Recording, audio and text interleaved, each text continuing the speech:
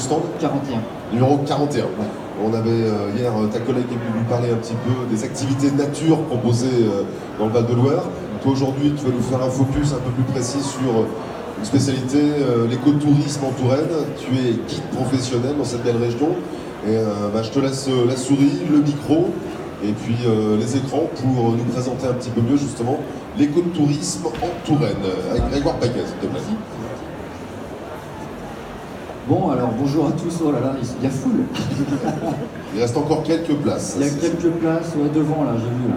J'ai l'impression. Bon bah ça va être une conférence privée pour les étudiantes en BTS tourisme. Bon, merci, tiens, c'est vrai, un petit clin d'œil quand même au lycée Saint-Yvi à Pontivy avec les élèves en formation BTS tourisme qui sont chargés de l'accueil, qui vont mettre les programmes à l'entrée, qui s'occupent d'investir. Malheureusement, les gens ne sont pas très couverts aujourd'hui, il fait trop beau. En tout cas, merci pour le coup de main donné par les élèves en BTS tourisme. Grégoire, à toi. Bon, bah merci. Donc, oui, avant de parler d'écotourisme, on va parler tourisme, mais ça, vous connaissez bien le sujet, parce que j'aime bien replacer dans le contexte les choses, parce que l'écotourisme, c'est pas sorti d'un chapeau. Alors, quand on parle de tourisme, faut savoir que dans le monde, on est 1,3 milliard à être touriste à un moment donné. D'accord? Ça, ce sont les chiffres de l'année dernière. Ce qui représente un chiffre d'affaires de 7 000 milliards de dollars par an, ce qui est énorme. Ce qui est 2,5 fois le PIB de la France, en fait, si on compare. Et donc, tous ces petites personnes contribuent à 5% des gaz à effet de serre, ce qui est pas mal. Si on fait un focus en France, 2018, on était 89 millions de touristes, avec un objectif affiché à 100 millions. Et il faut savoir que la première destination touristique de la France, Paris. Vous le savez? Paris. Paris, mais encore La Bretagne? Non. C'est Disneyland. Voilà. Ouais.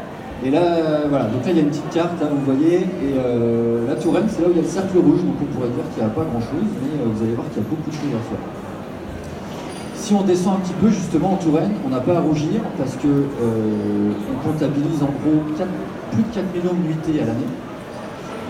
Et on a une locomotive touristique qui s'appelle le château de... Pour ceux qui connaissent. Chinon, non, c'est la photo là. Allez. Un quiz. Allez. Quel est le château sur la photo? Non? Avec les arches comme ça au-dessus de l'eau. Ah, merci madame. Bon, asseyez-vous là. Château de Chenonceau, qui est un château privé qui comptabilise, mine de rien, 900 000 visiteurs à l'année. Il faut savoir que c'est le 4e château visité en France. Okay, donc là, c'est grosse locomotive pour la Touraine. Et évidemment, comme tu as dit tout à l'heure, château, un petit peu de vin quand même. Et depuis quelques années, la Loire à vélo. Et la Loire à vélo, c'est 365 000 passages en Touraine à l'année, d'accord? Sur le million, en gros, de cyclistes qui utilisent le parcours. Donc on est un des territoires les plus cyclo-visités, j'ai envie de dire. Alors si on parle un peu de tourisme durable, dans cette histoire, il faut savoir que l'offre tourisme durable, dans son ensemble, c'est moins de 2% de l'offre touristique. Donc il y a du boulot. Et évidemment, quand on part de presque zéro, on a une marge de progression, c'est-à-dire que c'est un secteur qui enregistre 20% par an de progression. C'est énorme. Et quand on interroge un petit peu les Français, comme vous et moi, on se rend compte que 70% des personnes interrogées souhaiteraient partir durablement en vacances. 70%. Ah oui, oui. Et il y en a 4% qui le font, réellement. Voilà, vous avez vu l'écart de la marge de progression qu'on a. On ne pourra pas développer ici les raisons, quoique on a le temps a priori. Mais on peut imaginer qu'il y ait un problème de budget, certainement. Mais peut-être qu'il y a un manque d'offres, tout simplement. Moins de 2% de l'offre touristique. Donc là, il y a du boulot. Et vous allez voir que l'écotourisme se calme bien dans cette problématique.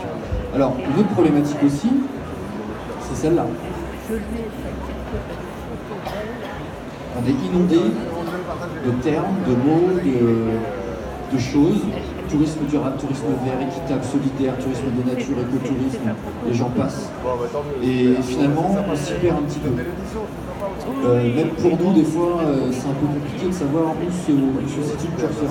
Alors, on ne va pas tout développer ici, parce qu'on n'a pas le temps, mais il faut savoir que tout ça, tous ces tourismes sont sous la bannière de tourisme durable.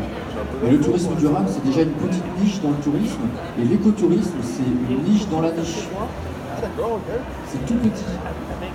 Mais tous ces termes répondent à des définitions très précises et des philosophies de vie, enfin des philosophies parfois. Et l'écotourisme en est une, vraiment. Alors l'écotourisme, juste pour faire un rapide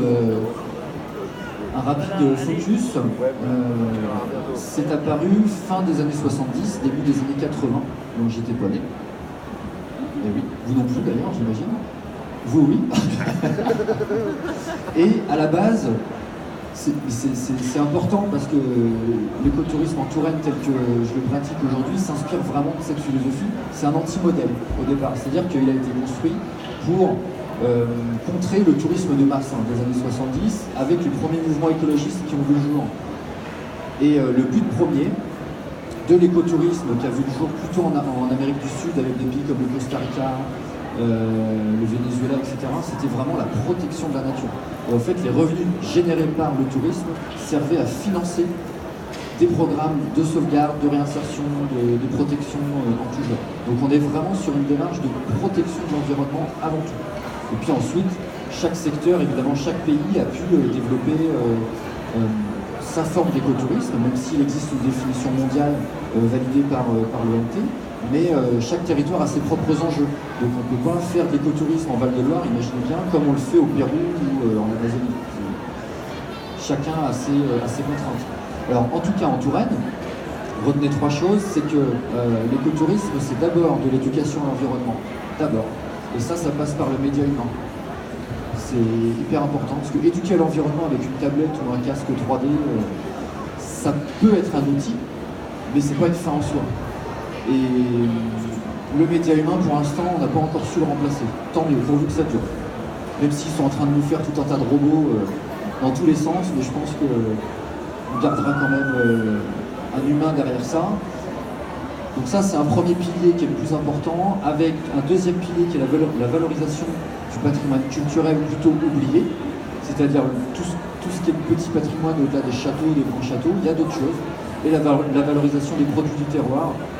Alors il n'y a pas que le vin, il y a d'autres choses aussi à découvrir en Touraine qui sont...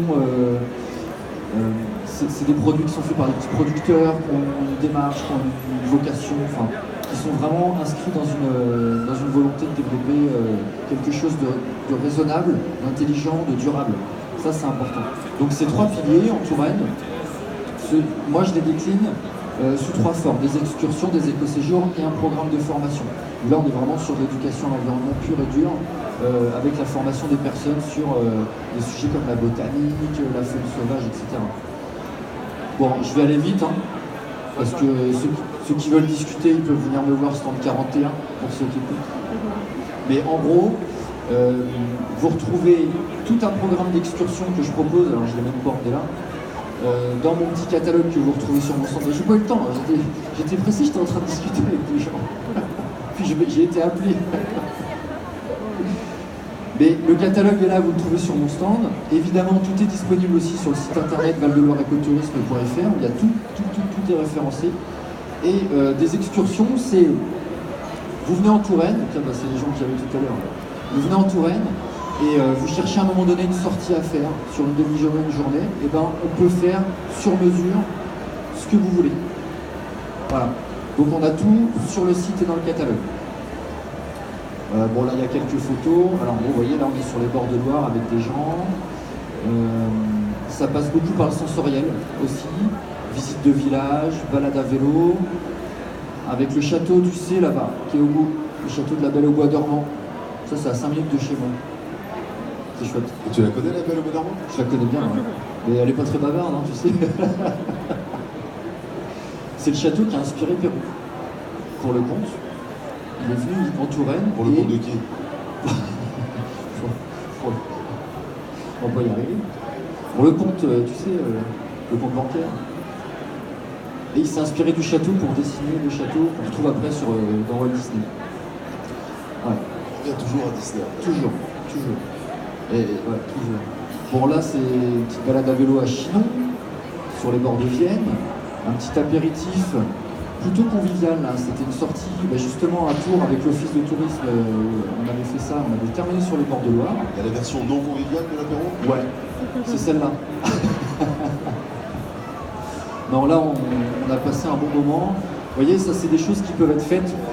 Là, on a l'exemple d'une tour qui n'est pas cabanée, mais une tour, c'est un bateau de Touraine. Alors, on peut avoir plusieurs appellations, mais on peut très bien faire une sortie à pied à vélo et puis terminer de manière un peu conviviale sur la Loire avec un batelier qui nous explique, qui nous apporte sa vision du fleuve, etc. Et puis avec un petit verre de rosé, ça passe bien. Ça passe vraiment avec modération. Avec modération, évidemment. Oui, merci. Et voilà, ça ressemble à ça quand même. Hein. Souvent les gens sont contents. Alors j'allais pas vous mettre une photo où les gens font la tête parce que ça aurait été bizarre. Venez, regardez, on fait la gueule. Donc ça c'est pour les excursions. Et puis dans ce petit catalogue, vous trouverez tout un tas de séjours qui sont déjà construits. Où moi j'ai fait le choix sur des week-ends, donc sur du 2 jours, 1 nuit, de rajouter une thématique au-delà de la nature qui vient compléter en fait. Et c'est pour ça que là vous trouvez des week-ends un peu mix avec nature et remise en forme, où vous avez un accompagnement nature, avec des explications sur la faune, la flore, le territoire, etc. Et en même temps, ah non, faut pas que je disais en même temps parce que je vais être catalogué. Alors, et au même moment, on a une prof de remise en forme, par exemple, professionnelle, qui vient et qui vous propose 1-2 séances de remise en forme. Au niveau du bien-être, c'est une prof de yoga qui vient, on a un cours de yoga. Danse de salon, c'est pareil, c'est pas avec moi que vous allez danser, donc on a une prof de danse qui vient et qui fait un cours de danse l'après-midi et soirée danse le soir. Tout ça dans la convivialité. Vous voyez, donc là j'ai des week-ends thématiques. 2 jours, 1 nuit en Touraine. Gastronomie, qui est un petit nouveau cette année, en collaboration avec l'Office de tourisme de Tours, que vous retrouvez aussi sur mon stand. Sur le stand 41 si vous voulez des infos. Et puis évidemment j'ai des week-ends Brame du Cerf. Là j'ai même pas besoin de vous les vendre parce qu'ils se vendent tout seuls. Mais c'est week-end Brame du Cerf pendant 2 jours, on part vraiment en immersion. Je prends 4 personnes, pas plus, et on se fait une sortie le soir, on rentre au gîte, on mange tard, et le lendemain matin on se lève à 5h et on y retourne le matin. Et là on vit vraiment un truc, vous repartez, vous êtes fatigué. Mais normalement, vous avez vécu un truc. Alors, c'est pas le Brame du Cerf de Chambord, même si j'aime bien Chambord. Là, on est vraiment en nature sauvage. Les animaux sont en liberté. On se met dans des conditions optimales pour ne pas déranger, mais on n'est jamais sûr de ce qui peut se passer. Quoi. Et puis, on n'est pas 50 dans un mirador. Voilà. Chacun son truc. J'organise des bivouacs en forêt. Donc là, on part 2 jours avec un sac à dos, le hamac. Et on dort en forêt, 1 nuit. Ça c'est chouette. Avec les animaux qui passent. Voilà. Alors j'ai 2 versions. J'ai une version nature sauvage, où là on fait que forêt, et puis une version nature aventure, où le lendemain, le jour 2, on a accès à un parc Acrobranche, avec qui je suis partenaire, avec qui je travaille, et les gens ont accès en illimité au parcours Acrobranche avant tout le monde en plus, donc c'est plutôt sympa. C'est plutôt pour les enfants. Enfin, enfants, ados. Même moi j'ai le vertige, donc je laisse faire et puis je laisse la main. Bon, et puis j'ai 2 éco-séjours qui sont déjà montés tout près, il n'y a plus qu'à. Une itinérance sur la Loire à vélo, parce que je vous parlais tout à l'heure de la Loire à vélo, qui fonctionne vraiment. Et là, on a une itinérance de Tours à Saumur sur 3 jours de nuit, tout est inclus. Et j'ai une autre itinérance où on est en vélo électrique, où là on va plutôt dans l'intérieur des terres, si je puis me permettre. On ne pas la mer, mais on n'est pas en bord de Loire, on est sur la Touraine vraiment secrète. Je peux vous en dire plus sur mon stand. Et j'ai un voyage au Pérou.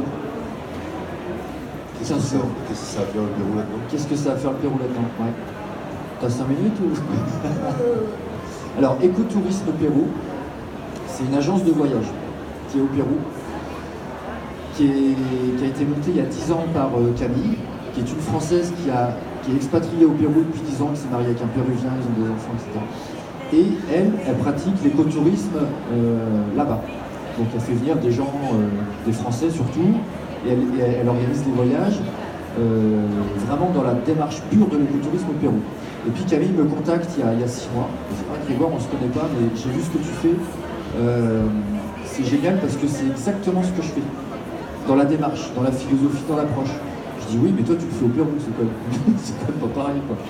Et donc on a connecté. Et si vous voulez, on essaye d'avoir un pont entre, pas la Touraine, mais ma clientèle, qui peut être intéressée à partir au Pérou un peu dans les mêmes conditions et dans la même philosophie de voyage. Donc c'est pour ça que là, elle m'a construit un voyage de 15 jours, familial, au Pérou, où on fait évidemment tous les sites culturels un peu classiques, le Machu Picchu, la vallée sacrée, etc. Mais on a aussi une approche nature, où on va aller à la rencontre de la faune, de la flore, avec des guides locaux francophones qui vont nous expliquer comment tout ça fonctionne, et une part importante aussi de l'immersion avec les populations locales. Et ça, on peut le faire que en petits groupes. C'est-à-dire que si vous partez à 40, on ne peut pas faire ça. Donc là, on part à 8. On a bloqué le voyage à 8 personnes. Et on fait ça pendant 15 jours. Et on termine 3 jours dans la forêt amazonienne. Ça, c'est pour le plaisir. Alors on est quand même, c'est confort, hein, on n'est pas en hamac, on est en lodge, ça reste confortable avec un lit, des toilettes, tout ce qu'il faut. Donc voilà un peu l'histoire du truc. Donc affaire à suivre parce que je pense qu'il y en aura d'autres. Bon, puis je vous disais tout à l'heure, j'ai un programme de formation. Là on sort un petit peu de la démarche touristique. Mais là c'est pour les personnes qui souhaitent vraiment acquérir des compétences. Donc j'ai 3 modules, botanique, faune sauvage et paysage et géologie. Alors j'ai des modules à la journée ou des stages de 3 jours. Alors en 3 jours vous n'êtes pas botaniste, hein, c'est pas possible. Mais vous repartez, vous avez un minimum de compétences et de connaissances pour aller plus loin et puis être un petit peu autonome sur des choses, quoi. Voilà. Et je finirai là-dessus. Merci beaucoup, Grégoire Paquet. Attends, je vais glisser quand même parce qu'il faut rendre à César ce qui est à César. Le petit opérateur. Oh. Marcel Proust. Merci Grégoire. Je rappelle que Grégoire est guide éco-professionnel en Touraine, dans le Val-de-Loire. Il tient son stand donc au numéro 41. Et pour terminer, parce qu'une petite animation sympa aussi pour parler du volet innovation. Sur le stand, il y a un Mac, on peut se poser tranquillement. Et avec un casque 3D, une immersion dans le Val-de-Loire, c'est ça, avec un casque en réalité virtuelle. Voilà, c'est ça. C'est l'office de tourisme qui propose une visite virtuelle avec une application, un casque, un truc. Ouais, ça a l'air de moi de brancher. Mais c'est pas mal. Bah, moi, je suis très. Je suis concret, moi. Merci beaucoup, en tout cas, Grégoire.